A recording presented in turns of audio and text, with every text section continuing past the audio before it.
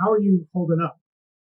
Well, I'm doing well. My family's doing well, and my family brings me a lot of joy. And so it's interesting the juxtaposition of the joy, love I feel within my family, and then, of course, seeing so much pain in the streets.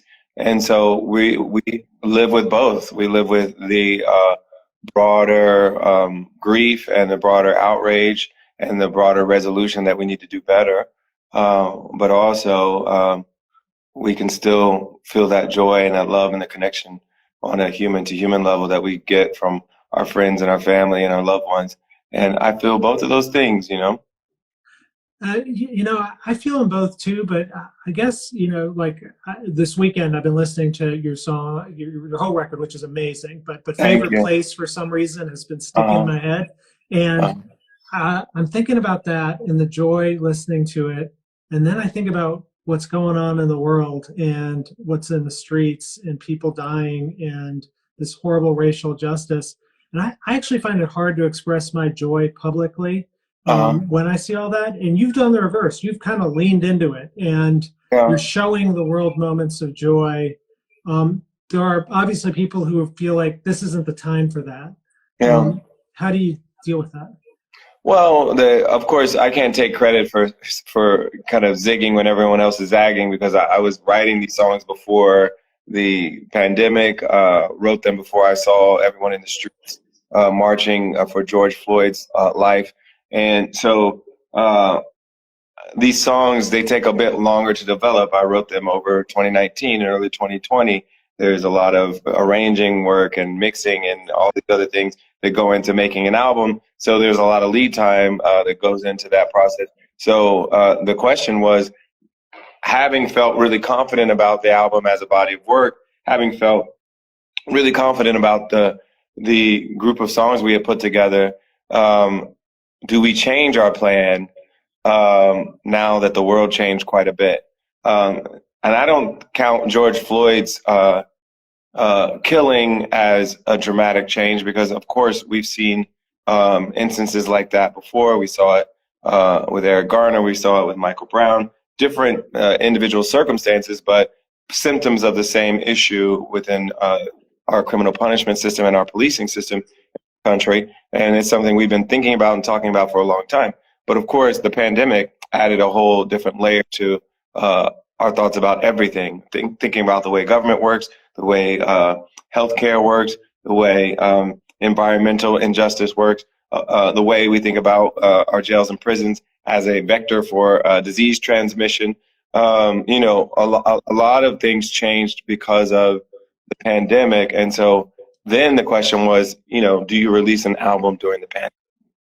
And part of me thought one reason why I should release it is, one, people need a lift, they need a hug, they need some love, they need some connection in their lives. Two, this pandemic is not going to be over soon. It's going to be part of our lives probably for at least another year until there's a vaccine that's readily available or a cure that at least mitigates the worst harms of the disease to the point where no one's really that afraid of getting the disease.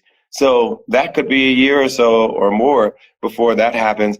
And if I were to sit on the album waiting for the pandemic to finish, it felt like it would just be too long, and I would write more music and maybe release another album, within a year or two in that time period. And I might as well put out what I have now.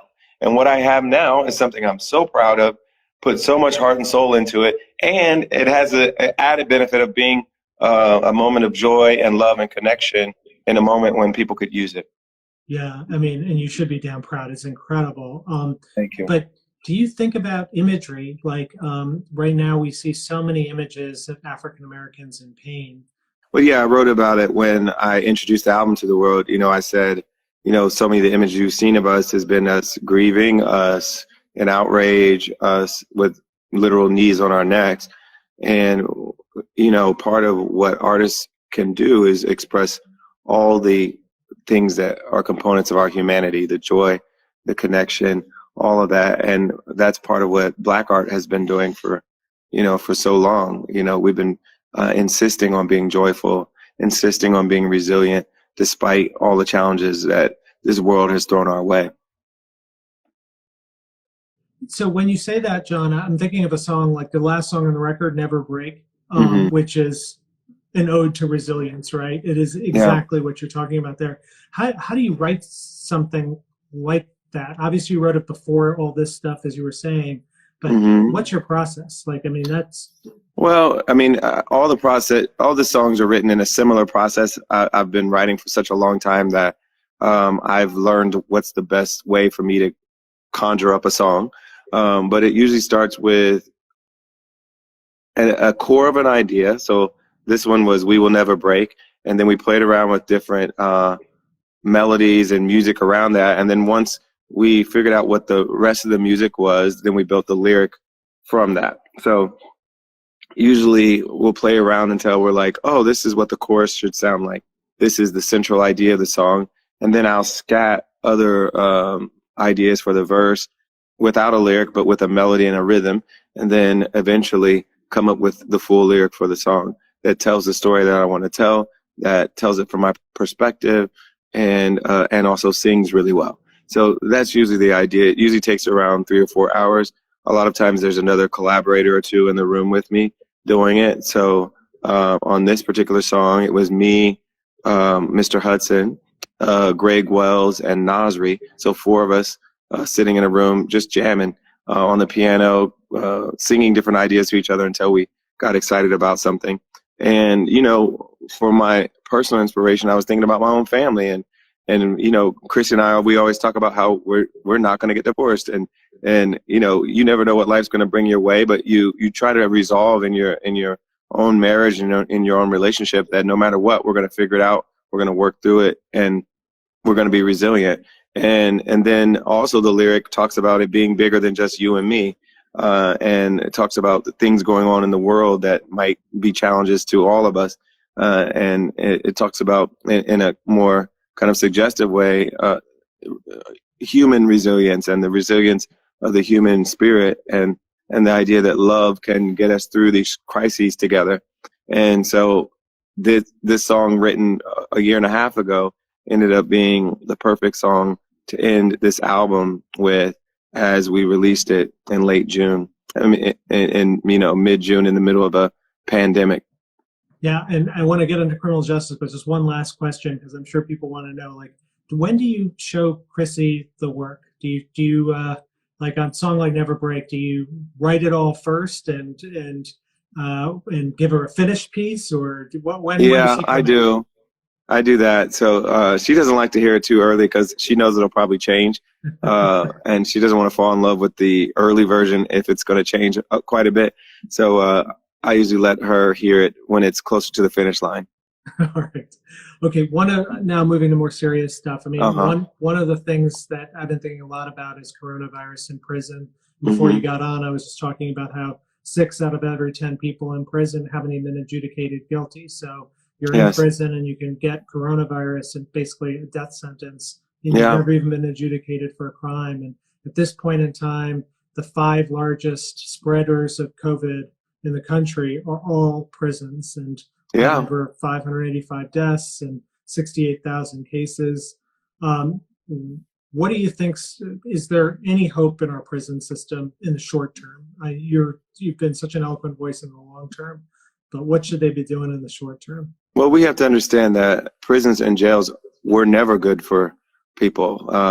They have always been harmful. They've always had a record of making people come out worse than how they entered. There's always exceptions. There's always people that turn their lives around and figure things out while they're in there. But the idea that prisons have been rehabilitative and been edifying for the people that enter has never been true in America. People are tortured. They're exposed to a lot more violence. Young people are sexually abused. People are exposed to fear and violence and trauma, and they usually come out worse than how they entered. It is not a system that's built to enrich human lives. It's built to just destroy their souls, their humanity, to fill them with shame and expose them to violence and trauma. It's just not a good system. And I understand why people think that it's the only system we have to have some accountability for people committing violence or other things that we consider antisocial. But whatever we think it's trying to do when it comes to rehabilitation, it's not doing that, and I don't think it ever was meant to. I think that's so well said. I mean, I think, every time one of my friends becomes a judge and they ask for advice, I mean, my advice to them is go actually visit a prison and see Yeah. what it's like. Because it's the most foreign concept if you haven't been in one. It's just like a totally different world with no freedom, guards who are just abusive and, and don't care about humanity. And often, I mean, Well, the guards' humanity gets sucked away by them working in the prison too. Like, it's not a healthy place for them to be either. It's not healthy for anybody. And it's not healthy for the guards. It may be decent for the local economy, keeping people employed and all the services that go into keeping these buildings going. But it's not good for any human being to be in that space with this kind of huge kind of gathering of people who've been troubled, who have been let down by society, who have gone through lots of trauma themselves, having them piled on top of each other in close quarters. It's just not a healthy place. And so that's why I talk so much about mass incarceration, because I want us to figure out something better to do. Yeah, and I had hoped that coronavirus would be the start of at least a temporary solution with people getting compassionate releases and so on. But, Bill Barr has resisted that for a lot of people, unless you're the president's friend, in which case, then you can magically get out of jail. But otherwise, it's they're keeping so many people in. And again, people who haven't even been adjudicated of a crime. One of the things, John, that you've talked a lot about is cash bail. Could you tell folks a little about what that is and why we should care about it? Yeah, I think we've become so accustomed to it in the U.S. that we don't realize how egregious it is that we do this. We require that people pay money before they've been even tried, before they've been found guilty, anything. They've merely been accused of a crime, and if they have enough money, they can get out. But if they don't, they can't. And so it's, by definition, discriminating against people who don't have the resources to pay. And so what that does is create a system of leverage that the prosecutor has, because then they can say, well, we know you can't afford this amount of bail, so you might as well plead guilty to this or that. And it reduces the power that the defendant has, and it's merely because they don't have the money. They can afford it. They can't afford it. Harvey Weinstein, he was, I think it was millions of dollars of bail, but he could afford it. And if someone, accused of similar crimes, didn't have that money, they wouldn't have been able to afford it. And then there are people accused of way lesser crimes that don't have $1,000 or $1,500 or $2,500. They're living week to week, and they're going to lose their job if they get, if they have to stay in jail for a little while, and they can't afford to pay the bail. So, we're just trapping people in jail just because they're poor. And it's not fair, and it needs to end. And so we've been working around the country to end cash bail.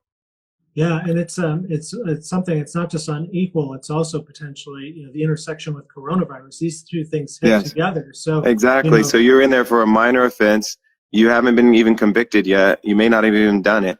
But because you don't have the money, you're stuck in this vector for disease, and you could die, or you could take it back home to your family and they die. Yeah. One of the things in our prior conversations that's always struck me about you is that you're a reader, and you read a lot about race and justice. I remember having a conversation with you about Michelle Alexander's book. And people, I think, would find that a little surprising. Sexiest man alive as an avid reader. Well, if they don't believe reading is sexy, then we got to convince them that it is. I agree. But what should folks read if they're interested in the criminal justice system? Michelle Alexander's book, obviously. What else is? I think another one that appealed to my heart, and it talks about policy as well, but Brian Stevenson's book, Just Mercy. You saw Michael B. Jordan in the film, depicting Brian's life. He's a modern day, saint. He's one of those people that will shine as one of the great humans of this generation, really. And his book is so interesting, learning about the work that he does. A lot of his work is with the Equal Justice Initiative, particularly in, helping people who've been wrongly convicted, people who are on death row, get justice. And then he's also been doing a lot of great work around helping us have some accounting and some remembering and some retelling of America's history, so that we understand the foundations that got us into this mess that we're into right now. So we understand the context of the criminal justice system and why it's always been designed to be unfair. It's always been designed to be an extension of slavery and Jim Crow. He helps us understand that history so that we are not having this conversation currently without the context of history. So I think that's great. I got into a little hot water over the weekend, tweeting about housing discrimination and how realtors have been, complicit in that historically. And one of the books that I read that informed me about that was a book called The Color of Law. And you all should read that if you want any kind of understanding about why there is this legacy of housing segregation in America, how it's affected Black wealth, how it's affected what neighborhoods Black people have been able to live in over the years. All of that is seen today in our wealth gap. It's seen today in the areas that have the highest concentration of poverty and crime and other social ills. It's seen in so many things in our segregated schools. And a lot of people don't understand that this was government policy, bankers' policy, and realtors' policy that led us to these conditions. And this book really helps you understand that. Yeah, and I feel like understanding of history is so important. Real history, not the kind of whitewashed, literally history that we got in schools. Yeah, and we never and what Brian talks about a lot, Stevenson, is that other societies, after they came out of some of these terrible eras in their history, like the Nazi era or genocide in Rwanda or apartheid in South Africa, they all had truth and reconciliation. They said, let's do a real accounting of what went wrong here and, face it as a nation, be accountable as a nation. And America's just never done that. And not only did we not do that, we intentionally rewrote the history books so that somehow the Confederacy came out as a noble, opponent in this, evenly matched, good people on both sides, civil war. Very kind. Yes. We've never had that kind of conversation where we really acknowledge what was wrong with slavery and the Confederacy and stopped revering these Confederate leaders and generals and actually said this was actually wrong. The nation should apologize for these things and do some reparation. So where are you, John Legend, right now on the optimism scale? Because you're saying historically, you're right, we've never done any of those things. Mm-hmm. But right now, last few weeks, it's kind of amazing to see all these people marching, to see Mississippi vote down the Confederate flag yesterday. And so all these things. And, on a scale of 1 to 10, with 10 being really optimistic, where are you right now? Well, I think I'm by disposition optimistic. I always believe we love that tomorrow, about you, man. that tomorrow can be better. And I'm also hopeful in the sense that I believe that if we work at these things, we can actually get better. And there's something within the human spirit that we could always go the wrong direction. We can always have the Nazi era. We can always have slavery. We can always have these other horrible examples of man's inhumanity to man. But there are also so many examples of when we've done the right thing and worked together to achieve justice and equality and get us closer to a place where we are all free and all living together in harmony. So we just have to keep working so that we get ourselves to a better place. And if we don't have any hope, then we can't get there. So hope has to be part of our strategy.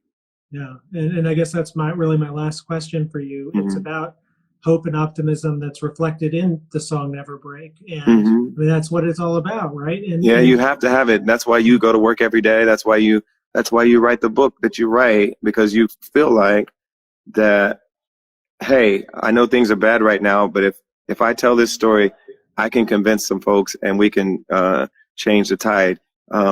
If we work on these legislators long enough, they can change the laws and make a difference. If our organizers in the local communities keep preaching this message of reallocating these resources that we're committing to policing to other things that are more healthy and safe for the communities, we can actually make change in these communities.